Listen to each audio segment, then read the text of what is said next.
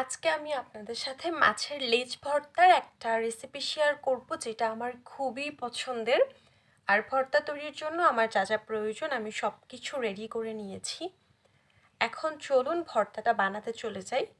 ভর্তা তৈরির জন্য আমি চুলাটা অন করে একটা তাওয়া বসিয়ে তার মধ্যে অল্প করে তেল দিয়েছি।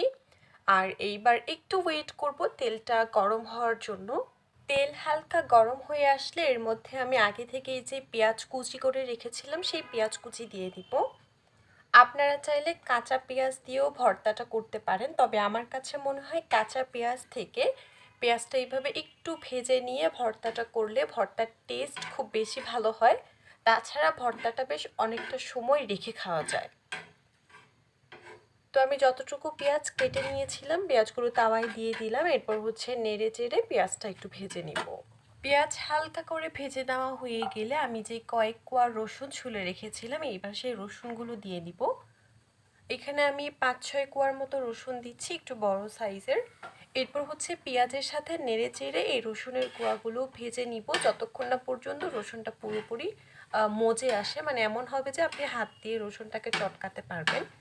এইরকম হওয়া পর্যন্ত রসুনগুলোকে ভেজে নিতে হবে।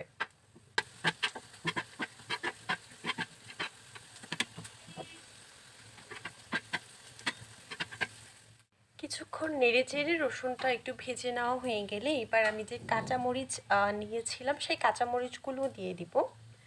আপনারা ভর্তায় ঝাল বেশি খেতে চাইলে মরিচের পরিমাণটা আরও বাড়িয়ে দিতে পারেন।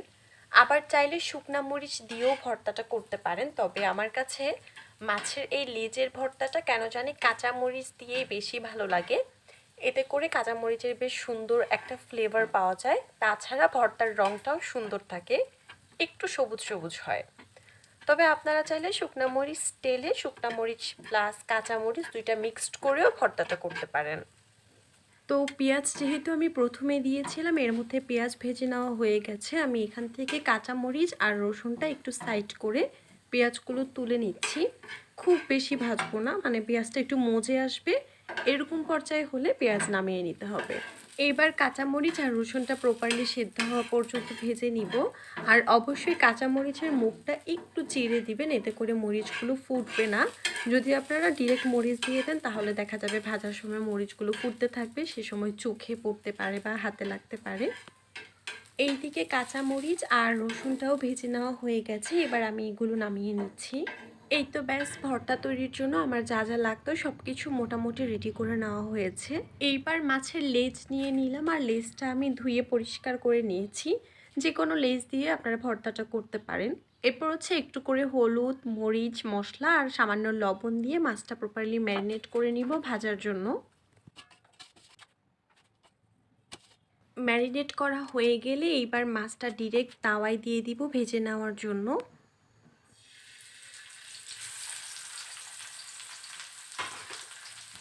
এক পাশ মাছটা ভাজা হয়ে গেলে এরপর অপর পাশটা উল্টে দিব। আর এইভাবে উল্টে পাল্টে মাছটা ভাজা হয়ে গেলে নামিয়ে নিব। খুব বেশি ডিপ ফ্রাই করবো না, জাস্ট মাছ ভাজা হলেই আমি এটা একটা প্লেটে তুলে নিব।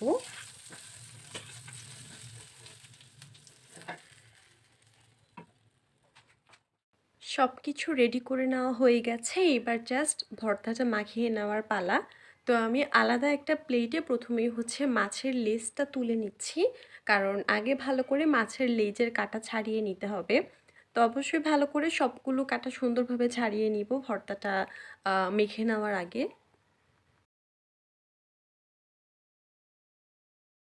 মাছের কাটা যেহেতু ছাড়িয়ে নিয়েছি, মাছটা একটু সাইডে রেখে প্রথমে আমি যে পেঁয়াজ ভেজে নিয়েছিলাম সেই পেঁয়াজগুলো মেখে নিচ্ছি। আর সেই সাথে রসুনের কোয়াগুলো ডলে ডলে এগুলো মেখে নিব। যেহেতু রসুনগুলো আমি প্রথমে ভালো করে ভেজে নিয়েছি তাই একটু প্রেস করলে দেখবেন সুন্দর করে গলে যাচ্ছে। তো এবার আমি পেঁয়াজ, রসুন, এরপর কাঁচামরিচ, ধনেপাতা সব কিছু একসাথে খুব ভালো করে মেখে নিব। এবার এখানে পরিমাণ মতো লবণ দিয়ে দিচ্ছি। যেহেতু মাছ ভাজি করার সময় আমরা লবণ দিয়েছিলাম, তাই লবণের পরিমাণটা বুঝে শুনে দিতে হবে যেন আবার খুব বেশি না হয়ে যায়। তো যতটুকু লবণ প্রয়োজন আমি স্বাদ মতো লবণ দিয়ে সব কিছু আবার মাখিয়ে নিচ্ছি। এবার এখানে কাটা ছাড়িয়ে নেওয়া সেই মাছের লেজটা দিয়ে দিচ্ছি। এরপর পেঁয়াজ, মরিচ, রসুন, ধনিয়া পাতা সব কিছুর সাথে মাছের লেজটা খুব ভালো করে মাখিয়ে নিব। সব কিছু মিশিয়ে নেওয়া হয়ে গেলে এবার ওপর থেকে দিয়ে দিচ্ছি সর্ষের তেল। তেলটা একটু বেশি করে দিচ্ছি কারণ আমার কাছে ভর্তায় তেলের পরিমাণটা একটু বেশি হলে খেতে ভালো লাগে। তেল দিয়ে এই তো ব্যাস সব কিছু জাস্ট আলতো করে মিশিয়ে নিলে আমার মাছের ভর্তা রেডি। এই যে ভর্তাটা একটু গ্রিন গ্রিন লাগছে রঙটা, এই কারণে হচ্ছে আমি মূলত কাঁচামরিচ দিয়ে ভর্তাটা করেছি। আমার কাছে এরকম হলে খেতে এবং দেখতে দুটোই ভালো লাগে।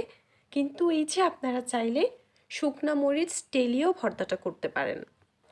এই ভর্তা দিয়ে আমার ১ প্লেট ভাত এমনিতেই খাওয়া হয়ে যাবে।